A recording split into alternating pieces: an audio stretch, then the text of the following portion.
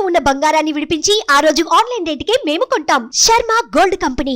నమస్తే, welcome to Suman TV. నేను గిరిజ. ఇవాళ మనతో పాటు ప్రముఖ ఆధ్యాత్మికవేత్త డాక్టర్ అనంతలక్ష్మి అమ్మగారు ఉన్నారు. వారితో మాట్లాడిద్దాం. అమ్మ నమస్కారం. నమస్కారం అమ్మ. అమ్మ, సాధారణంగా ఈ మధ్య కాలంలో చూసుకుంటే ఇండివిజువల్గా ఉండే వాళ్ళకంటే కూడా 80% ఆఫ్ పీపుల్ అపార్ట్మెంట్స్లో ఉండటం బాగా అలవాటైపోయిందమ్మా. సో దానివల్ల ఏమైపోయిందంటే కొన్ని రకాల ఇబ్బందులు ఫేస్ చేస్తున్నారు. అంటే లైక్ ఒక విషయం వచ్చేసి తులసమ్మకి నిత్యం పూజ చేసుకోవాలి. మనం భగవంతునితో సహా అమ్మవారికి పూజ చేసుకుంటాం. మరి తులసమ్మను పెట్టాలి అని అంటే వాళ్ళ ఇంట్లో ప్లేస్ లేకనో, లేకపోతే అపార్ట్మెంట్లో ఏ ప్లేస్లో పెట్టాలో ఆ ప్లేస్ తెలియక చాలా సతమతం అవుతుంటారు. కానీ నిత్యం పూజ చేసుకోవాలన్న ఇష్టం మాత్రం ఉంటుంది. సో దీనికి పరిష్కారం మార్గం ఏదైనా ఉందా అమ్మా? అమ్మ, మనసు ఉంటే మార్గం ఉంది. అది కూడా నిజమేనమ్మా. అంటే ఈ అపార్ట్మెంట్లలో నేను చూసిన చాలా ఇళ్లల్లో పెద్ద పెద్ద హాల్ ఉంటుంది, అన్ని పెద్ద చాలా బాగుంటాయి. అవును. అందులో ఏమిటి ఉండదు అంటే దేవుడి పూజకి స్థానం ఉండదు. పూజా మందిరానికి పూజకు ఒక గది కానీ సరే గది పెట్టుకోగలిగిందంటే 4 bedrooms 3 bedrooms ఉన్న ఇంట్లో కనీసం చిన్నది పూజకు గది ఉండదా? ప్లేస్ ఉండదు, ఎక్కడో అక్కడ కుదరదు. ఎందుకంటే అది కూడా డైనింగ్ రూమ్లోనో దేంట్లోనో కిచెన్లోనో కలిపేద్దామని ఆశ, అడ్జస్ట్ చేస్తుంటారు అంటారు. ఇంకా కొంతమంది అసలు ప్లానింగ్లోనే ఉండకపోవడంతో కొంతమంది ఫ్లాట్స్లో చూశాను నేను, కామన్ టాయిలెట్ ఏదైతే ఉందో దాన్ని తీసేసి అక్కడ పూజ గది పెడతారు. అమ్మా, అలా పెట్టొచ్చు అసలు? ఎందుకు పెట్టకూడదు అంటే పైన టాయిలెట్ ఉంది, కింద టాయిలెట్ ఉంది. అపార్ట్మెంట్లో బయట ఉంటాయి కదా. అది చూసి ఇది తప్ప మాకు ఇంకో చోట లేదండి అన్నారు. అంటే నువ్వు దాన్ని స్టోర్ రూమ్లా చేసుకుని స్టోర్ రూమ్ని పూజ గదిగా పెట్టుకోవచ్చుగా, లేదా వంటింట్లోనో లేకపోతే హాల్లోనో ఒక అలమర లాంటిది పెట్టుకుని మందిరంలాగా పెట్టుకోవచ్చు కదా. ఏమో సంభవ్ వాళ్ళ ఆలోచనలు వాళ్ళవి, చూడగానే మనకి అనిపిస్తుంది అంతే, అంతకన్నా ఇంకేం లేదు. అలాగే మార్గం ఉండకపోదమ్మా, ఎక్కడో అక్కడ ఎండపడని చోటు ఉంటుందా ఫ్లాట్ మొత్తం మీద? పడుతుందమ్మా. ఎక్కడో అక్కడ ఏ కిటికీలోంచో కొంచెం ఎండపడే చోటు ఉండనే ఉంటుంది కదా. అక్కడ ఒక చిన్న స్టాండ్ పెట్టుకుని నీళ్లు కింద పడకుండా కింద ఒక ప్లేట్ పెట్టి ఆ స్టాండ్ మీద తులసి మొక్క పెట్టుకోవచ్చుగా. పెట్టుకోవచ్చమ్మా. బాల్కనీలో పెట్టుకోవచ్చు కదా. మన ఏదో ఇంటికో తలుపు ఉంటుంది, ఆ తలుపు పక్కన చెప్పులు పెట్టుకునే చోటుని కొంచెం మార్చుకొని అక్కడ పెట్టుకోవచ్చు కదా. చెప్పులు తులసి దగ్గర వదలకూడదు గనక తలుపు కట్టు ఇటు ఎక్కడో ఒకక్కడమ్మా. తప్పనిసరిగా మనసుంటే మార్గం ఉంటుందని చెప్తున్నాం. లేదంటే ఈ మధ్య నేను ఒకళ్ళ దగ్గర చూసా, ఒకటే పాపం వాళ్ళ సింగిల్ బెడ్రూమ్ ఫ్లాట్, వాళ్ళ స్థాయి అంతే. ఆవిడకి చాలా మంచి పద్ధతి ఉంది పూజ అది చేసుకోవాలని. అందుకని ఏం చేస్తుంది, తులసిది చిన్న తులసి కోట తెచ్చుకుని దేవుడు పెట్టుకున్న చోట పెట్టుకుని వారానికి 1 or 2 సార్లు టెర్రస్ మీదకి తీసుకెళ్ళి ఎండలో పెట్టొస్తుంది. ఓకే, పూజ గదిలోనే పెట్టేసుకోవచ్చు. ఇప్పుడు మేము కూడా ధనుర్మాసం అంతా దేవుడి దగ్గరే పెడతాం తులసిని. అంటే ఒక తులసిని, బయట ఉండే తులసి కాక పెరటి తలుపు దగ్గర ఒకటి, బయట తలుపు దగ్గర ఒకటి, 2 తులసి కోటలు ఉండగా ఒక చిన్న దాంట్లో తెచ్చుకుని దేవుడి దగ్గర పెట్టుకుంటాం. అంటే తులసి దగ్గర దీపం పెట్టాలి కదా ఈ నెలంతాను.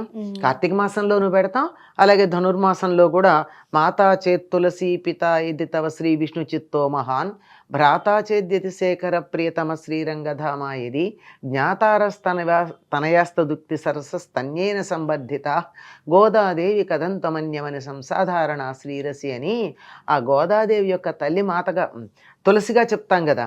అంచేత తులసి దగ్గర తప్పనిసరిగా దీపం పెట్టాలి, వాళ్ళ అమ్మని గౌరవించద్దు. అందుకని ఆ చలిలో బయటికి వెళ్ళి వాన పడుతూ ఇవన్నీ ఇబ్బందులు ఉంటే ఎలా పెడతాం? అందుకని లోపలే పెట్టుకుని చిన్న కుండీలో తులసి కోటలో దేవుడి దగ్గరే పెట్టుకుంటాం.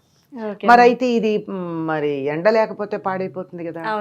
అందుకని ఎండ వచ్చినప్పుడు కాసేపు చిన్న కుండీని తీసుకెళ్ళి బయట పెడతాం.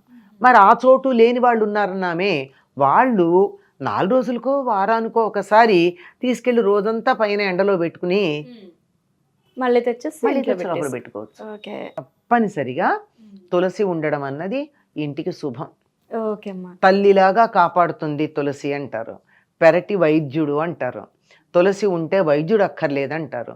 అటువంటి పవిత్రమైనటువంటి ఔషధీ గుణాలతో కూడినటువంటి మనకి నిత్యం ఉపయోగపడేటటువంటి నిరంతరం ప్రాణవాయువుని మనకిస్తూ ఉండేటువంటి బ్యాక్టీరియా లాంటి వాటిని దగ్గరికి రానియనటువంటి చాలా లాభాలమ్మా. చాలా ఉన్నాయి. అటువంటి తులసిని ఎట్లాగొట్లా వీలు చేసుకుని పెట్టుకోవాలి. ఎట్లా అన్నది వాళ్ళకున్న సౌలభ్యాన్ని బట్టి చెప్పాను. అస్సలు వీలు లేకపోతే చేసిన పద్ధతి కూడా చెప్పాను కదా. చెప్పారమ్మా. లేదు, ఎక్కడో అక్కడ ఎండ పడుతుంది కదా, ఆ ఎండ మొత్తం ఫ్లాట్ ఎంతలో కూడా ఫ్లాట్ మొత్తంలో ఎండపడని ప్రదేశం ఉంటుందా, ఎక్కడో అక్కడ పడుతుంది కదా, చోట అక్కడ పెట్టండి. ఎండ కావాలి తులసికి, ఎండ లేకపోతే ఉండలేదు. తులసి మొదట్లో ఆ తులసి కోటలో దీపం పెట్టడంలో కూడా ఉద్దేశం ఏమిటంటే తులసి చలిని తట్టుకోలేదు గనక ఆ దీపపు వేడికి అది బాగుంటుంది. ఓకే అమ్మా. అందుకని అమ్మ, ఒకవేళ మొదటిసారి తులసిని తీసుకురావాలి అనుకున్న వాళ్ళు అంటే ఏ రోజున తెస్తే మంచిది? అంటే దానికి ఏమైనా తిథి రోజు అలా ఏమైనా ఉంటుందమ్మా? అసలు ఎప్పుడైనా తెచ్చుకోవచ్చమ్మా. కానీ తీరా తెచ్చి పెట్టుకున్న తర్వాత తులసి ఏమి సంవత్సరాల తరబడి ఉండే చెట్టు కాదు కదా. అందుకని అది 2 ఏళ్లకి మ్యాక్సిమం, ఎప్పుడన్నా కొన్ని 3 ఏళ్లకు ఉండొచ్చు. అందువల్ల ఏమిటి, తులసి కోటలో ఎప్పుడూ తులసి మొక్క ఉండాలి అంటే ఒక మొక్క ఉండగానే అది పెద్దదైపోయింది అనుకోగానే పక్కన ఇంకోటి పెడతారు. ఇది ఎండిపోతే అది వస్తుంది గనక. అట్లా ఉండగా పెట్టుకునేటప్పుడైతే సాధారణంగా ఏకాదశి, ద్వాదశి అటువంటి సమయంలో తొలి ఏకాదశి నాడు పెట్టుకుంటారు చాలా మంది. క్షీరాబ్ది ద్వాదశి నాడు పెడతారు. ఇట్లా కాక ఎప్పుడు మనకి ఇంట్లో తులసి లేదు అని బాధ కలిగిన క్షణాన్ని ఎప్పుడైనా తెచ్చిపెట్టుకోవచ్చమ్మా. ఓకే అమ్మా. అయితే మరి ఇందులో 2 రకాల తులసులు ఉంటాయి కదమ్మా? 5 రకాలు ఉంటాయమ్మా. మామూలుగా 5 రకాలు. అయితే మనం ఇంటికి తెచ్చుకునే వాటిలో కొన్ని లక్ష్మీ తులసి, విష్ణు తులసి అంటూ ఉంటారు. అంటే ఇది తెల్లగా ఉంటుంది, అది నల్లగా ఉంటుంది. సో కృష్ణ తులసి, కృష్ణ తులసి. సో మరి ఏది తెచ్చుకోవాలమ్మా? ఏదైనా లక్ష్మీ స్వరూపం అనుకుంటాం గనక అది రామ తులసి లేక రామ తులసి, లక్ష్మీ తులసి, లక్ష్మీ తులసి అంటాం. ఈ లక్ష్మీ తులసి కాడ మాత్రం కొంచెం బ్రౌనిష్గా ఉండి లేత ఆకుపచ్చ రంగులో ఆకులు ఉంటాయి. కృష్ణ తులసి ఏమో కాడ నల్లగా ఉండి లేత కాడ అయితే పర్పుల్ కలర్లో ఉంటుంది, వంకాయ రంగులో. ఆకులు కూడా వంకాయ రంగులో ఉంటాయి. కాడ కూడా పచ్చగానే ఉండి లేత రంగులో ఉండేదాన్ని రామ తులసి లేక విష్ణు తులసి అంటారు. ఇట్లా ఇంకా ఇంకో 2 ఉన్నాయి అనుకోండి. పంచ తులసులు, 5 రకాలైనటువంటి తులసులు. అందులో మనం సాధారణంగా లక్ష్మీ తులసే పూజ చేస్తాం, అమ్మవారిగా భావించుకుంటాం కదా, లక్ష్మీ తులసే పూజ చేస్తాం. ఓకే అమ్మ. అయితే మరి లక్ష్మీ తులసిని అంటే నేను విన్నది ఏంటి అంటే అన్ని రోజుల్లో కూడా అంటే మనం మామూలుగా పెరటి ఆయుర్వేదం అంటాం కదా. సో ఎప్పుడైనా మనకు బాగోలేనప్పుడు ఆకులు అవసరమైనప్పుడు అంటే కొన్ని అష్టమి తిథుల్లో కానీ అమావాస్యల రోజు కానీ కదిల్చకూడదు, లేదంటే ఆకులు తుంచకూడదు అంటారమ్మా. సో అది ఎంత తులసి కోటలో ఉండేటటువంటి తులసిని అసలు ఎప్పుడు మనం దేనికి వాడకూడదు. ఓకే. ఆకులు రాలితే తీసుకుంటామే తప్ప. కానీ దేవుడికి పూజ చేయడానికి కూడా మనకి తులసి కావాలి కదా. అది తులసి కోటలోది కాక వేరే తులసి ఉండాలి, సపరేట్ గా ఇంకొకటి ఉండాలి. దాని నుంచి దళాలు కోసి మనం దేవుడికి పెడతాం. నువ్వు పూజ చేసే దాని నుంచి దళాలు ఎలా తుంచుతావు? పూజ చేస్తున్నా అసలు తుంచకూడదు కదా. తులసి కోటలో ఉన్నదాన్ని ఎప్పుడు కూడా తుంచకూడదు. దానికన్నా బయట ఇంకొకటి పెట్టుకుంటాం కదా, ఇంకో 2-3 పెట్టుకుంటాం. దళాలు కావాలంటే ఒకటి సరిపోవు కదా. అంటే చోటు ఉన్నవాళ్ళ మాటనే చెప్తున్నా. అలాంటప్పుడు బయట ఉన్నటువంటి చెట్టు నుంచి తీసుకోవచ్చు. తులసి కుండిని ఎప్పుడైనా కదిల్చాలి అన్నప్పుడు కదిల్చొచ్చా అమ్మ? ఎప్పుడైనా ఏ సమయంలోనైనా? అమ్మా, ఇవన్నీ కూడా ఆ చెట్టు కింద ఏదన్నా ఉన్నది, ఆ తులసి కుండి కింద ఏదైనా పాము పిల్ల చేరింది, తేలు పిల్ల చేరింది అంటే నేను కదపను అనుకుంటే కుదురుతుందా? కదపాల్సిందేనమ్మా. ఇలాంటి చేదస్తాలు పోకూడదు. అత్యవసరానికి ఏదైనా చెయ్యొచ్చు, కానీ తీరు కూర్చొని చేయకూడదు. ఓకే అమ్మా.